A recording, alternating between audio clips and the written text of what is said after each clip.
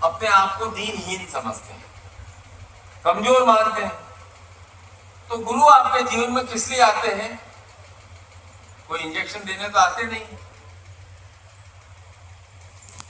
गुरु आपके जीवन में आते हैं कि आप अपने भीतर की स्वयं की शक्ति को समझो और निरंतर हिम्मत शौर्य के भाव को बनाए रखो। आप पूछोगे गुरु जी मुझे शौर्य के लिए क्या करना चाहिए कि मेरे अंदर जोश आ जाए, हिम्मत आ जाए? अरे भाई, इसके लिए शरीर का बल चाहिए। तो पहली बात है, आपको आरोग्य हर स्थिति में रहना आवश्यक है। दूसरा, मन का बल चाहिए। मन के बल को कहते हैं मनोबल, कॉन्फिडेंस। आप गिड़गिड़ाते हुए किसी के पास जाते हैं, आपके अंदर कॉन्फिडेंस ही नहीं है कि ये मेरा काम होगा या नहीं होगा, आपका स्वयं का मनोबल पहले से ही कमजोर है, तो कार्य सिद्ध नहीं हो सकता। और ये जो हमारा शरीर है, बॉडी है, ये हमारे सूक्ष्म मन का ही अभिव्यक्ति है, उसका स्वरूप है। जो मन और बुद्धि का सहयोग हो और उस पर शौर्य साथ में हो तो जीवन में सारे कार्य सिद्ध हो जाते हैं, कोई भी कार्य असंभव नहीं रहता है। आप कहते हो शक्ति और मैं कहता हूं ऊर्जा, एनर्जी। तो आपके मन में, प्राण में, शरीर में निरंतर और निरंतर ऊर्जा का प्रवाह रहना चाहिए, तब आप शक्तिशाली बन जाओगे। क्योंकि जो ऊर्जा होती है, भीतर की ऊर्जा होती है, वही शक्ति के रूप में, पावर के रूप में कन्वर्ट होती है, परिणित होती है। अब कोई लकड़ी देख ले सूखी हुई, आपको लगा इसके अंदर क्या ताकत होगी, लेकिन उसको छोटी सी चिंगारी देते हैं और वो जलती है तो एकदम अग्नि रूप हो जाती है। दिखाई देने पर लकड़ी में अग्नि नहीं दिखाई देती। इसका मतलब है कि हमारे अंदर भी ऊर्जा, शक्ति छुपी हुई है। जब तक उस ऊर्जा का हम आह्वान नहीं करेंगे, उसे जागृत नहीं करेंगे, तो वह सुप्त अवस्था में रहेगी। तो ऊर्जा के लिए क्या करते हैं हम? गुरु कहते हैं मंत्र साधना करो।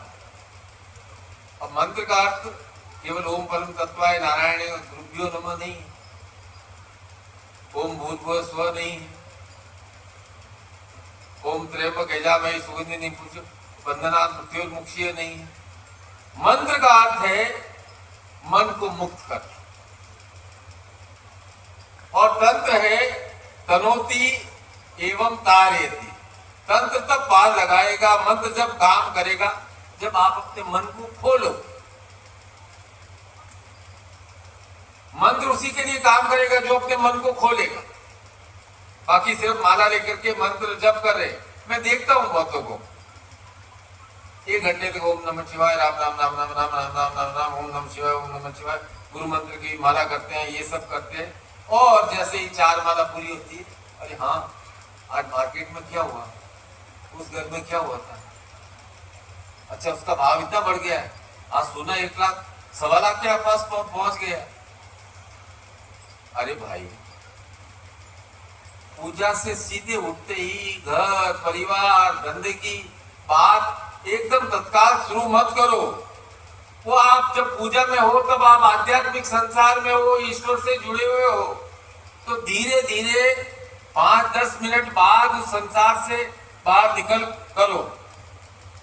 आप मंत्र जब करते हो तो आप जिस मनोभूमि में प्रवेश करते हैं उसे वेदों में कहा गया है दहर कमल, ब्रह्म कमल। तो साधना के द्वारा हम हमारे हृदय के उस स्थान पर प्रवेश करते हैं जहां हमारे भीतर ब्रह्म का आवास। सब संभव हो जाता है जब हम हमारे ब्रह्म कमल के क्षेत्र में प्रवेश करते हैं, क्योंकि वह जागृत होने पर सब कुछ स्पष्ट होने लगता है।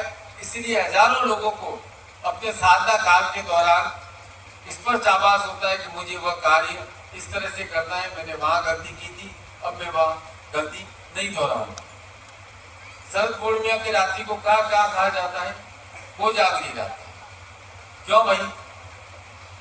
आपने किताबों में पढ़ लिया है कि उस दिन लक्ष्मी भ्रमण करती है और देखती है कौन जाग रहा है, कौन जाग रहा है, और आप भी अरे गुरु जी ने कहा है, गुरु जी की किताब में भी लिखा हुआ है कि शरद पूर्णिमा की रात्रि को जागना चाहिए। तो जाग गया, लक्ष्मी आई। आपने कहा कि गुरु जी जागना चाहिए, लक्ष्मी आई नहीं। अरे जागृति का अर्थ है कौन अपने ज्ञान और कर्म, ज्ञान और बुद्धि के साथ कर्म करने के लिए प्रतिबद्ध है, उसे मैं कहता हूं वह जाग रहा है। जो अपना कर्म ज्ञान और बुद्धि से युक्त करेगा वह सदैव और सदैव जागृत है। नींद तो सबको लेनी पड़ेगी।